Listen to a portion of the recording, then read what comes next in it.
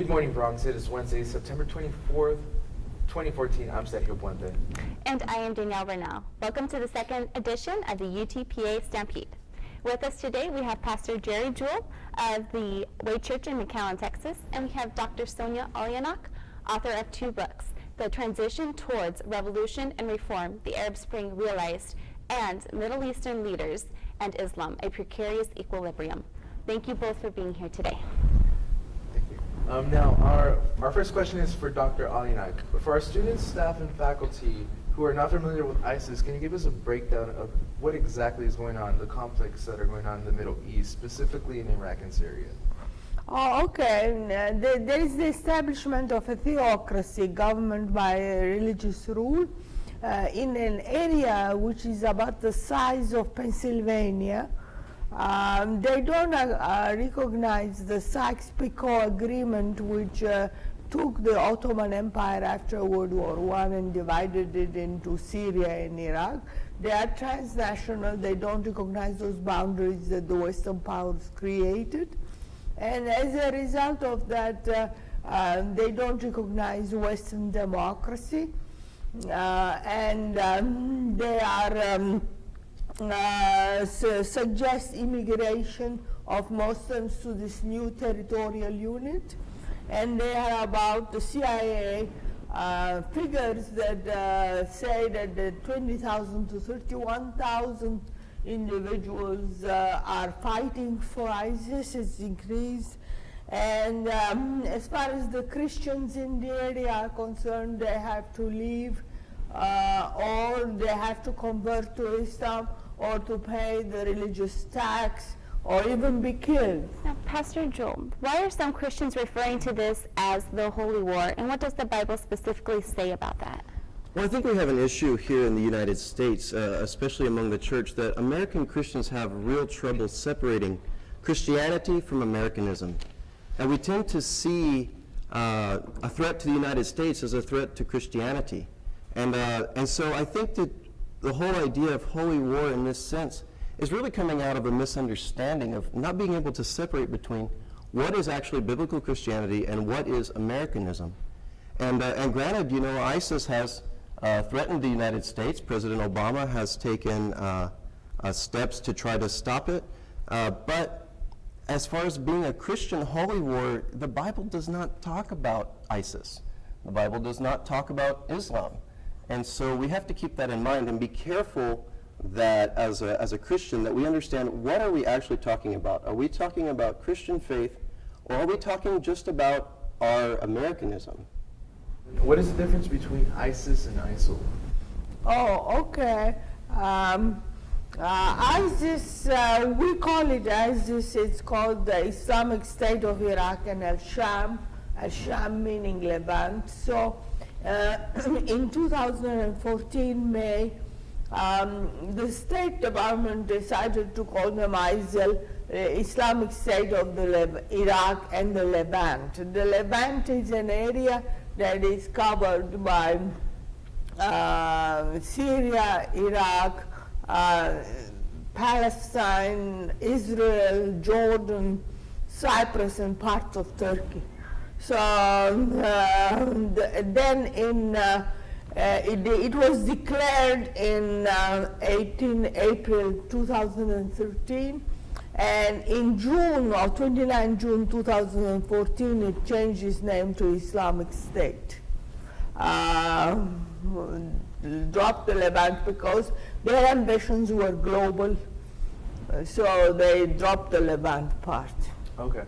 So from what we understand, the primary conflict is between land territory. How did this evolve into pure hatred, Dr. Alyanak? Well, it's a long history, but I would say, as a scholar of Middle Eastern leaders, I'd like to concentrate on Dr. Ibrahim Awad Ibrahim Abu Bakr al-Samaraji, or Abu Bakr al-Baghdadi, or the Caliph Ibrahim, as he calls himself now. He was a cleric. He has a PhD in Islamic studies from the Islamic University of Baghdad. And in 2003, he was teaching when the U.S. invaded Iraq. He was teaching Islamic studies. However, he got radicalized because of several reasons. One of the reasons being that there was an invasion of his country.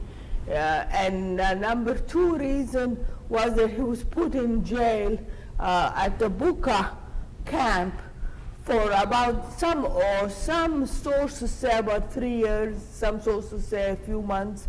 But there he met Al-Qaeda people and he got radicalized even more. Then he joined Al-Qaeda in Iraq. That was created by someone else, Al-Zarqawi. And in 2010, he became the leader when Zarqawi was killed. He became the leader of Al-Qaeda in Iraq. In 2011, two things happened. Osama bin Laden was killed by the US, and so he vowed revenge. So he was more radicalized by that, and he believed that the United States was involved in the killing of Muslims all over the world. So he was radicalized. In 2011, the civil war started in Syria. He was even more radicalized at that time. In 2013, he expanded into Syria, and in 2014, he broke away from Al-Qaeda because the leader of Al-Qaeda, al-Zawahiri, wanted him to concentrate only on Iraq and not Iraq and Syria. So he broke away. And he established his capital at al-Raqqa in Syria. This is where we bombed on Tuesday night, the capital, de facto capital of, so he was radicalized because of several reasons that I don't accept, but he according to him. Now, Pastor Jewel, is this a war on Christianity? I think that when we're looking at ISIS, we have to understand that this is a conflict within Islam. If I remember from my studies of Islamic history, they're trying to go back to an older form of government of the Caliphate, which was a religious government. Do I understand that correctly? And that came out of the Sunni Muslims, and it was a division that happened after the Prophet Muhammad died. There was a division between the Sunnis and Shias over basically who would be in charge. The Shias, if I'm correct, followed what they believed to be the direct successor of Muhammad that he had appointed, and then the Sunnis had the Caliph, who was kind of a religious leader. And so what we see right now with ISIS is a very interesting thing, because they're trying to get back to a very old form of government that happened, I think, in the 700s. And we see that Iran is against ISIS. We see a lot of the Arab and, well, I guess Muslim countries opposed to ISIS. So it's really a conflict within Islam at this point. Are they a danger to Christianity? Well, the professor mentioned that they are forcing Christians to either convert or get out, perhaps die, maybe. We've seen things. But on the same hand, I've also seen, you might have seen it too, videos on YouTube of Islamic leaders on TV saying, this is not right. You know, these people are fellow citizens. We should not treat them like this. And so are they a threat to Christianity?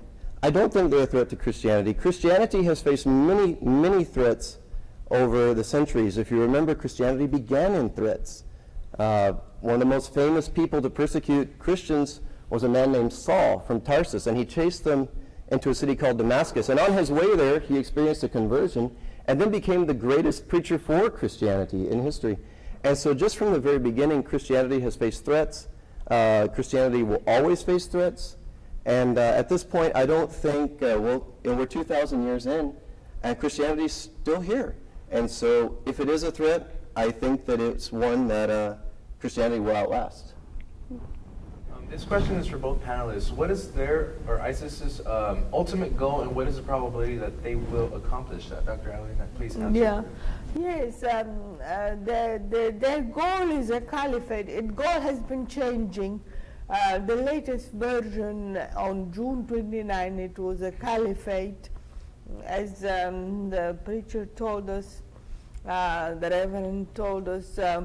It's an Islamic theocracy, and the al-Baghdadi or Caliph Ibrahim, who has a PhD, claims, according to latest records in 2014 propaganda, that he's a direct descendant of the Prophet Muhammad. And then that carries a lot of weight with the followers, you know.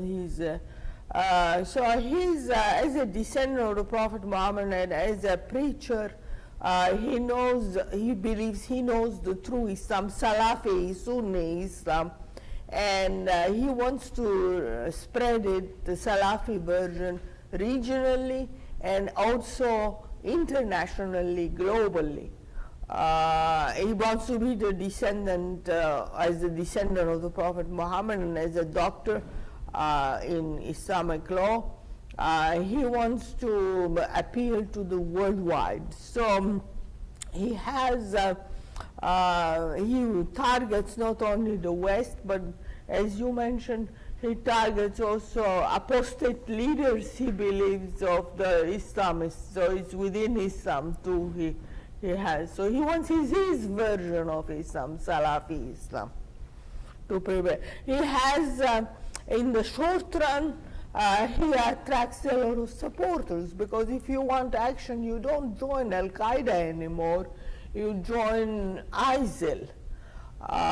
He has a lot of financing, about $2 billion he has that he has confiscated from in Iraqi assets, oil, revenue, and military equipment that he's gotten from outside, from the campaigns that he had, military campaigns. So in the short run, he's in good shape. But in the long run, it's not so, as you mentioned. He is more interested with if we fight his ideology, because it's not only a territory, but it's ideology. If we find the ideology with ideology of the rest of Sunni Islam, which they say that this is not the true Sunni Islam, then we have a chance in the long run. Pastor Jewel, what would you have to say about that? Well, I think when we're looking at ISIS or ISIL as a threat internationally, the professor is right. She says they're trying to set up a theocratic government. We have to remember the United States does not have a religious government. The United States has a secular government. And there's countries in the Middle East that have secular governments. Think of Turkey. They have a secular government. And of course, there's been some friction there in the recent years. But what we see is that these guys, they're basing their lives on ideology. It's not about territory, it's about ideology, as the professor said, and they're trying to expand that. And anyone who has an opposing ideology is going to be an enemy. So that's why you've seen conflicts with, say, Iran, that they've had conflict is over ideology, and that's why they have conflict with the United States. Ultimately, that'll also mean they will have conflict with Christianity, because Christianity has a different ideology. And so, in a way, their ideology is setting themselves up against everyone who believes differently than them, and it's not just about land. It's just completely about what they believe. And I think they have a conflict within Islam on that. Okay. We'd like to thank Dr. Alianak and Pastor Jewel for being with us today. After a quick break, we will have U.S. veteran Curtis Robertson and UTPA's history professor Dr. Belgi with us. Thank you.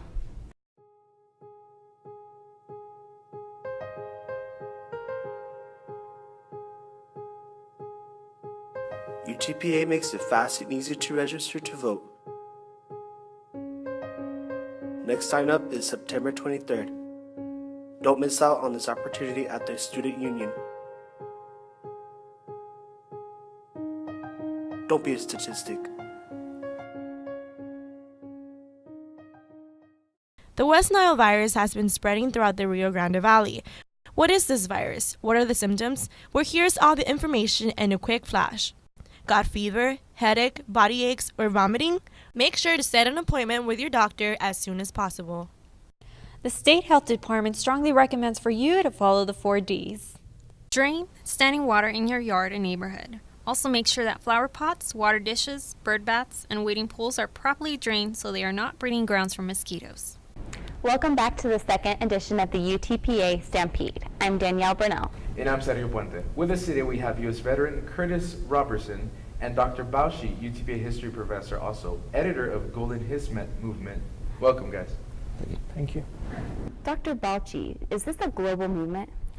They are trying to be global, but they are globally attracting recruiters all the way from Australia and Europe, from United States, from Great Britain. They are recruiting now with the existence of internet. They can recruit from anywhere.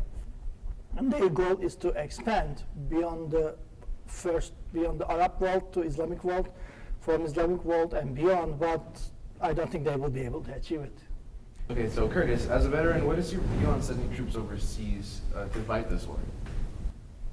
That's what we do. We're not a political entity. We're workers, and that's just our job. So if they say go over here and do something, that's what we do. If they go over here and do something, that's what we do. We'll probably never get out of the Middle East. We've been there for years. We're going to be there for years. That's just. Do you think it's more effective to have boots on the ground right now in this situation, or the airstrikes will cover that? The boots on the ground catchphrase that's going around right now is unfortunately it's turned into a political football. You can't do a job unless you're there. Now, when you're talking doing a bigger job, part of that job is going to be airstrikes.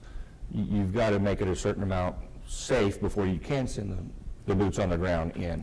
The problem is again, it's just turned into a political catchphrase, and the current administration is using it as such. That's just not popular. Speaking of politics, Dr. Bauchi, what role does Congress play in this, and is it enough? I mean, currently the air bombing is certainly going to be minimal, no matter what you do. At some point, they may need boots on the ground, but the unfortunate reality is, if it expands, they will certainly need Congress approval. If it goes beyond that, but now here there is a power vacuum created in Iraq after Saddam rule, after American rule. Americans left, and now the government it was put there. It was not embracing all the population. Maliki government was practically serving to the needs of the Shia population. Sunni felt like they were alienated, and so when this different groups emerged to fill this power vacuum, and Arab Spring helped, especially in Syria. So in Syria and Iraq, with this power vacuum, these guys filled up. So you bombed ISIS to ground, you destroy them, and there are others waiting in line. There is a Khorasan movement, there is a Tawhid group, and there are different, and Al-Nusra from in Syria. There are different groups. They are waiting for an opportunity to capture authority over there. So for U.S. constantly, U.S. is going and bombing and going and bombing. You will be certainly, there's no end for this, unless there's a political solution, because you have to have reliable leaders there who will embrace their population, like Syrian leader Assad doesn't embrace all the population, alienate certain number of population, and same thing in Iraq. Unless they do this kind of separatist groups, this kind of extremist group will keep coming up from there, and they will keep asking U.S. to come and help us. So based off your military experience, Curtis, do you think the military is facing a bigger problem now than what you had faced? That's a little tricky question, because the biggest problem the military faces is the politics of it. Again, we're workers. You tell us to go in and do something, we're going to do it. But you can't do that when you're restrained. And when you have to go in with restraint to do something, that makes it more difficult. So to go back to answer your question, with today's environment, it does cause a greater need for restraint, because when I was over there, we didn't have a camera or a mic stuck in our ear the entire time while we're trying to do a job. Today, the world thinks they deserve and have to know what's going on. They don't. It's a courtesy. And when you're trying to do a job, and no disrespect to y'all's profession, but you can't do certain things when you've got a camera and a mic shoved in your face trying to do your job. So that causes an issue in restraint, because everybody's looking at what you do. And as far as the politics go of it, it does cause problems in restraint of having to do what you have to do. So yes, it is a bigger problem because of the politics side of it. Dr. Balshi, does the conflict in the Middle East have a direct effect on Texas or the Rio Grande Valley, especially with us here at the border? Direct effect, I don't see any direct effect. I see more indirect effects. It may affect the oil prices because ISIS captured one of the largest oil refineries there, and they're controlling the oil fields. But there are still American allies who can pump more oil to the markets, like Saudi Arabia, can supply it in a short term. But I don't expect it to cause any problem in a short term. But if this conflict continues in a long term, there might be possibility that oil prices may increase. Now, Curtis, President Obama doesn't seem to give us an exact strategy why he's sending his troops to the Middle East. What do you think? What do you think this does to our military members? Demoralizes them. He has the current administration has no respect for the military. This is obvious in the last 24, 48 hours. He gets off Marine One and salutes him with a cup of coffee in his hand. It's very obvious that he has no respect for the military. We get a lot of lip service, and that's when there's a camera around, and he'll give us lip service. But you have to have morale amongst the troops. And when your boss, who is the commander-in-chief currently, has no respect for that, which is obvious. I mean, you can have what he says and what he does are two different things. And when his actions speak much louder than his words, and it's obvious that he has no respect for the military. Dr. Balchi, how do you feel President Obama is handling the situation? Now, President pretty much set the strategy. Their first goal is to stop ISIS and contain it and destroy it in a long run. But one thing, as soon as ISIS actually came to world scene more in early June when they took over Mosul, one of the first things I was paying attention is I was looking at all different kind of newspapers, from New York Times to Houston Chronicle and Austin Statesman, I believe. Now, one thing I pay attention, what the media calls, including CNN. They were very much confused because some were calling it terrorist organization, some were not. And I was trying to look at the administration response. At this stage, administration was a little confused. One reason they were confused because now this group, when they were fighting against Assad regime in Syria, they were freedom fighters. And when they moved to Iraq, they fight against Maliki government, which US was not very happy about them either. And that's why we see 2 months of silence from administration up until August. So in August, when ISIS targets Kurdish capital, regional capital, Erbil, which is a important American ally in the region, and there's an important American military base, then America decides to react. And at this point, of course, in the media, you will see different pictures. There's the strategical steps. US is trying to protect its base, and it is ally in the region. So it is done pretty much more pragmatically. But when it comes to media, it will also be reflected like, oh, we are protecting the Christians in the region. I mean, there are certain Christians certainly suffering over there, but we see majority of the population here are Muslims. These guys, these supposed Muslims, ISIS are killing a lot more Muslims than Christians or other religions, because in their first attack, actually, they executed 1,700 Shia soldiers. They took them as prisoners of war, and they executed them, and they did many more toward the civilian population in the region. So the reason this Christianity was brought to picture is it is easier to explain it to the public. But it is certainly not a religious warfare. So it is more pragmatic approach I see from the administration, step by step. And now in Iraq, we have new president, new prime minister. Now United States is dealing with them. But another factor is we don't want to create a strong Iraqi state that's going to become a puppet of Iran and turn against American interests. So we don't want to do it with American dollars. Now, how do you see this conflict ending? Ending, unfortunately, I don't see an end in the near future. Because as I stated earlier, once you finish off ISIS, there are other organizations that are waiting to take up their space. Because there were some territories in Syria, Free Syrian Army took over from the Assad regime. But they couldn't hold on to it because they couldn't get support from the West or from outside. So they evacuated those towns and ISIS took over. And so if you destroy ISIS, there is this Khorasan group, there is this Tawhid group affiliated with Muslim Brotherhood, and there's Al-Nusra Front in Syria. So one or the other will try to capture the ground and take over the control, and we will have to deal with them.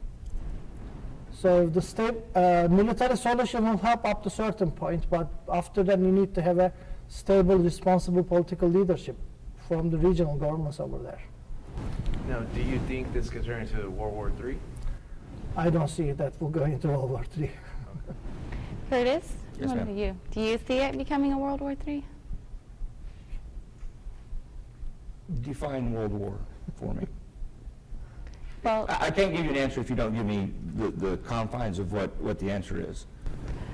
When multiple nations join forces to... Okay? Are we the only ones there? There's multiple nations there, correct?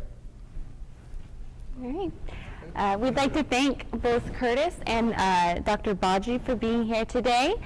Please join us for our next edition of the UTPA Stampede. Thank you. I'm Danielle Burnell. And I'm Sergio Puente. Until next time.